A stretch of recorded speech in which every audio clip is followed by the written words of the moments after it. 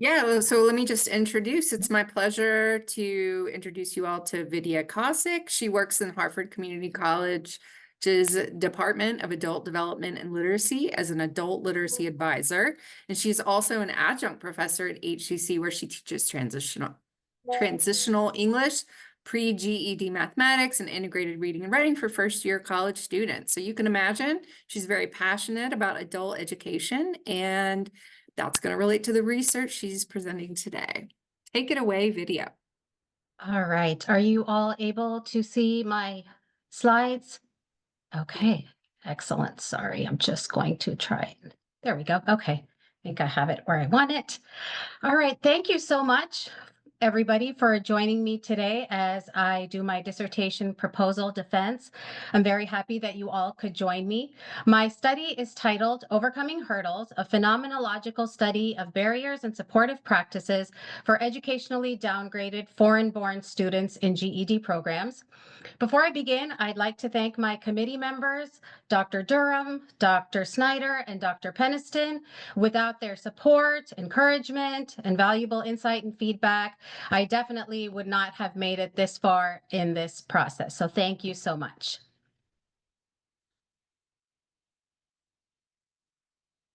So as an ABE educator with many years of experience working in the field and working with a diverse group of students, I've specifically noticed in recent years that there are more and more foreign students who are wanting to be in our program. But unlike most other students who join the program at HCC, Harvard Community College, where I teach and I'm also an advisor, unlike most other students who are coming to our program for the first time to receive their high school level of education, these students are coming to our program already with their high school level of education in hand. But when they come to the country, they realize that this education is not recognized, is not valid in the United States.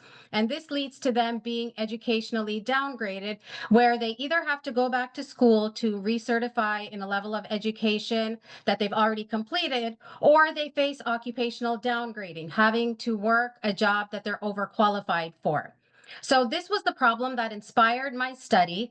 And so we'll look at the problem today. We'll look at the rationale, significance, prior research, research questions, and the methodology.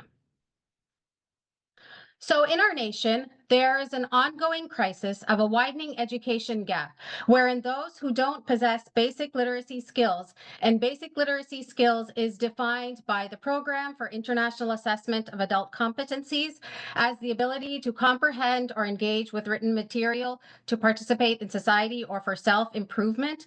And you can see the staggering statistic of those that don't possess basic literacy skills. It's currently 28% of US adults, and it's a pretty recent statistic. So this gap wherein those that don't have these basic literacy skills and those that are already at a certain level of education and seek to move up the educational ladder are able to do so, this gap between these two groups becomes wider and wider over time, and those without basic literacy skills are falling further and further behind. So there are immediate risks to this group who doesn't possess basic literacy skills, such as unemployment and poverty, but there are other significant risks that include poor health, criminal behavior, and recidivism. So to mitigate some of these risks, ABE classes allow adults to earn a high school level of education and to earn their GEDs that can help them overcome barriers to civic engagement and employment. As I mentioned before, while most students come to GED programs to get their high school level of education for the first time, there's an increasing population of students in the United States that come to the country having already completed at least a high school level of education or even higher, but it's not recognized when they get here. There's currently a number of 2 million with a foreign degree who are either underemployed or unemployed. And while credential reevaluation is available through agencies such as WES, World Educational Services, reevaluation is time consuming, it's expensive, and moreover, it's not guaranteed to accurately assess a person's educational level. So the problem arises, the problem of educational downgrading that has been defined in previous literature as the return to school to pursue a credential that has already been achieved or is lower than the highest level previously attained. So let's look at some of the prior research. And in doing so, we can identify the gap that my study seeks to address. So first looking at downgrading. Most research in ABE regarding downgrading has focused on upward mobility, but rarely is there any research on downward mobility. So in one particular study by Moss Peck, they look at educational downgrading, but this is in reference to high students in higher education. So they're returning to education to either recertify at the undergraduate or a higher level. So educational downgrading is explored from this student population. And then Adversario looks at occupational downgrading, and he explores the stories of 6 adult immigrants who already have their undergraduate degrees, but when they come to the country, it's not recognized. So he specifically mentions a chemist that is working as a cleaner now, an English language teacher that is working as a building security officer. And while there are ramifications for those who have been educationally downgraded and occupationally downgraded, there are more ramifications for students in GED programs because this can represent a misalignment between what's practically necessary for their survival at the moment and a student's desired educational attainment. So for GED students, most often they are returning to education not for a promotion or to further their educational skills. It's a matter of survival and being able to support themselves and their families. So there have been negative outcomes for both types of downgrading identified in previous literature, and these include a shift in social status, a lack of integration, feelings of discrimination, and disengagement at the current job. Now let's look at some of the barriers for the adult learner. There are several barriers for the adult learner that have been identified in various studies. In Flynn et al. Study, they look at barriers to adult education for the marginalized learner, and they discovered that educational attainment was often influenced by factors beyond a person's control, such as family values, socioeconomic status, race, culture, etc. Moving on to Evans' study, they look at barriers for individuals, including immigrants, who are seeking to reskill or upskill to earn higher wages. And they conclude that though upskilling and reskilling can be beneficial in moving above the poverty line, often barriers such as mental health, criminal background, childcare issues, or lack of education prevent them from doing so. The next two studies focus on students in GED programs, but slightly different populations. So Leedy's study focuses on students in Eastern Kentucky, and they identify the most significant barriers as personal and home and family issues as barriers to GED success. And in a similar vein, Siverls identifies time, money, and transportation as major obstacles for women in GED programs. Anderson also looks at barriers, but they move on to expound on the fact that better accommodations on the GED exam for non-native English speakers can help them overcome barriers and can help them demonstrate mastery of content without being hindered by language barriers. Next, moving on to marginalization. And it's important to note here that because the success of many GED programs and the ability to secure funding is often gauged through the student's ability to demonstrate measurable skills gains, MSGs, through standardized testing. Programs, unfortunately, are often forced to exclude or marginalize students that don't demonstrate these MSGs in favor of students who can demonstrate MSGs so they can secure funding and they can sustain their programs. So this idea of marginalization has been explored in various studies, but one study in particular, Sparks' study, identifies 3 subthemes that are particularly relevant to ABE. These are exclusion, invisibility, and inferiority. When programs exclude students that don't demonstrate MSGs or do not acknowledge unique circumstances such as educational downgrading, this can result in a lack of motivation on the part of the student and result in exclusion, invisibility, and or inferiority. Another particularly important study is one done by Pickard, that in which she explores accountability practices in ABE, specifically looking at students who are working on improving their reading abilities and how these accountability practices can lead to marginalization.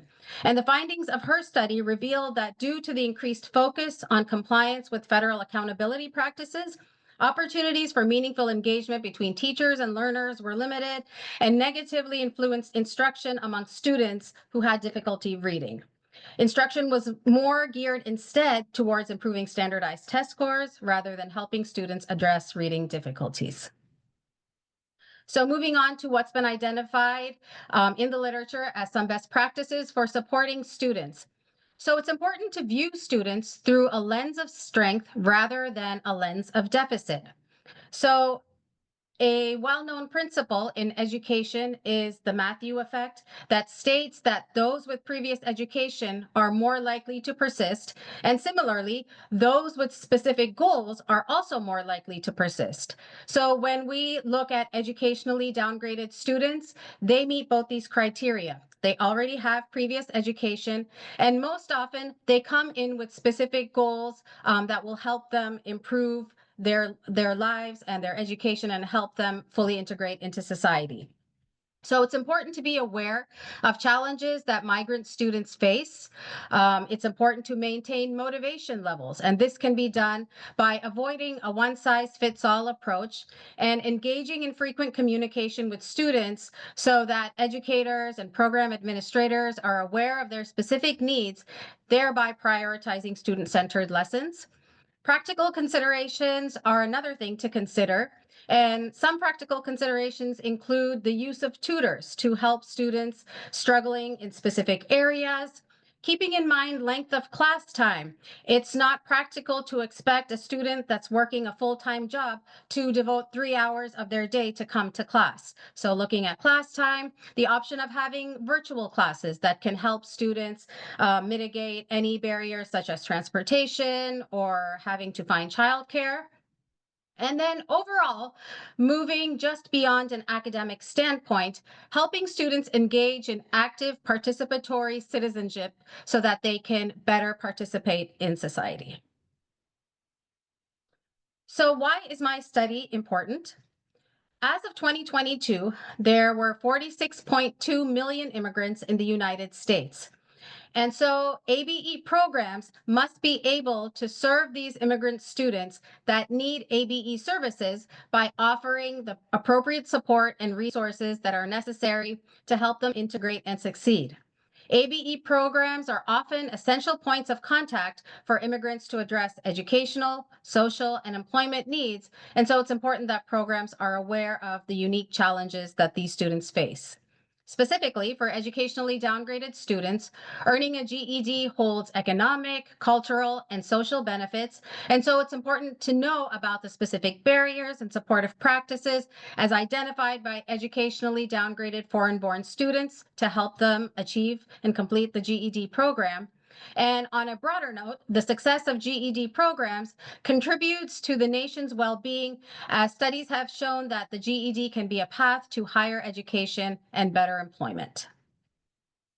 Moving on to the theoretical framework in which my study will be grounded, I will be using a critical lens of transformative learning and andragogy.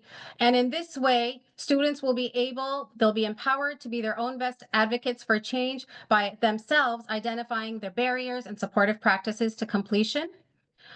Moving on to the concept of transformative learning, in which the central tenet is that the unique situations and circumstances under which adults learn encourage deep and introspective reflection and can lead to changed perceptions and understandings and higher learning. And specifically, the developmental approach to transformative learning is where learning is intuitive, holistic, and contextually based and keeps in mind students' unique experiences. Moving on to Knowles's principles of andragogy. His central tenet is that andragogy in andragogy, students' experiences are used as valuable resources in the learning process. And he elaborates on 5 assumptions, which are that adult learning should be voluntary, autonomous, relevant, and should acknowledge experience as a valuable resource to learning. So my research questions are as follows. The overarching question is, how could the narratives of educationally downgraded foreign-born students in a GED program be explained through the lens of transformative learning and andragogy? Specifically, what are the barriers to completion for educationally downgraded foreign-born students in a GED program? And within a GED program, how do educationally downgraded foreign-born students characterize supportive practices to completion? In order to answer the research questions, the following methodology will be used. So I will be using a qualitative phenomenological study to investigate the lived experiences and find the shared understanding of the phenomenon, in this case, educational downgrading, as experienced by the participants. My study will take place at Harvard Community College in the ABE GED program. And participant recruitment will involve 3 steps. Firstly, reports will be run to identify potential students. When students come in for intake and assessment, and they express an interest in coming to our program, they indicate on a form what their highest level of education is and whether or not they already have a high school diploma from their country. Once this list has been generated, I will be sending emails to the identified students to inform them about the study, which will also include a link to a Microsoft Forms questionnaire. And then using purposeful sampling, the aim is to recruit a target sample size of approximately 10 to 12 participants to interview and participate in a focus group. And in the event the initial recruitment strategy yields fewer than 12 participants, I will use snowball sampling to gain more participants. Moving on to instrumentation. The first type of instrumentation will be a questionnaire administered via Microsoft Forms. Students will have the opportunity to answer the questionnaire or decline the questionnaire by clicking yes or no. They will have 5 brief questions to answer, mostly yes or no questions. And at the end, they will be given the option to be contacted by me for further clarification. And I've included some sample questions below.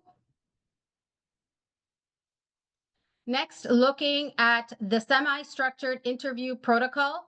This will be done either in person or virtually, and the semi-structured interview protocol has been divided into 3 parts. Part 1 will explore the participants' educational and employment experience in their previous country. Part 2 will look at the participants' experiences in the GED program with a specific focus on their barriers and supportive practices.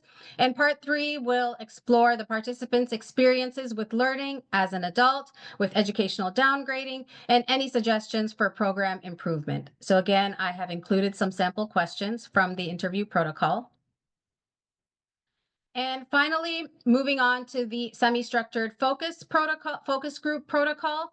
And a focus group has been used to enable deeper understanding of shared experiences regarding the barriers and supportive practices to completion. And please note that both protocols have used open-ended questions to allow participants to elaborate without being led in any particular direction by the researcher. So again, this is divided into 3 parts. Part 1 will explore students' motivations for joining a GED program. In part 2, I will be sharing key themes and preliminary findings that will be used as open-ended prompts for further discussion. And part 3, participants will have the opportunity for final reflections, and a summary of the key takeaways will be given to confirm accuracy. Next, data analysis. Both the interviews and the focus group will be either audio and video recorded if it's virtual, or audio recorded if it's face-to-face and transcribed using the mentioned programs. And I will be reading the transcriptions while listening to the recordings to ensure accuracy. The coding process will involve 3 cycles. The first cycle will involve 2 rounds of inductive coding, and I've chosen in vivo coding so that I could use the participants' own words for authenticity, and emotion coding, which is particularly useful when delving into participants' perspectives and life circumstances. In the second cycle, I will be using deductive coding using provisional codes that have already been identified in existing research. So some of these codes may be barriers related to decreased mental health, workplace readiness, etc. And the final cycle will involve focused coding of the previous cycles to generate themes. And once substantive findings have been identified, through the emergence of consistent themes, I will be able to describe the core of the phenomenon with a synthesized description. Looking at trustworthiness and credibility, this will be very important to the study through the use of Yardley's criteria, which are sensitivity to context, rigor, transparency, coherence, impact, and importance. I will maintain credibility through the use of well-recognized and multiple research methods to achieve triangulation, and credibility will also be maintained through my familiarity with the culture of the place of research. I will offer a thorough explanation of the informed consent to the participants to account for any language barriers. I will engage in frequent member checking with participants to ensure accuracy and also peer debriefing, and any researcher bias and limitations will be acknowledged. Some of these limitations include the relatively small convenient sample size that will deem the findings ungeneralizable, any potential communication barriers related to cultural and linguistic differences of the participants, and then the researcher's position as an instructor in the program is acknowledged to perhaps biased data interpretation. So to mitigate this, I will use bracketing through the acknowledgement of existing beliefs and assumptions, using open-ended questions, engaging in peer debriefing and member checking, and the use of triangulation. Please see my references in the next few slides. And now I welcome the opportunity for any questions.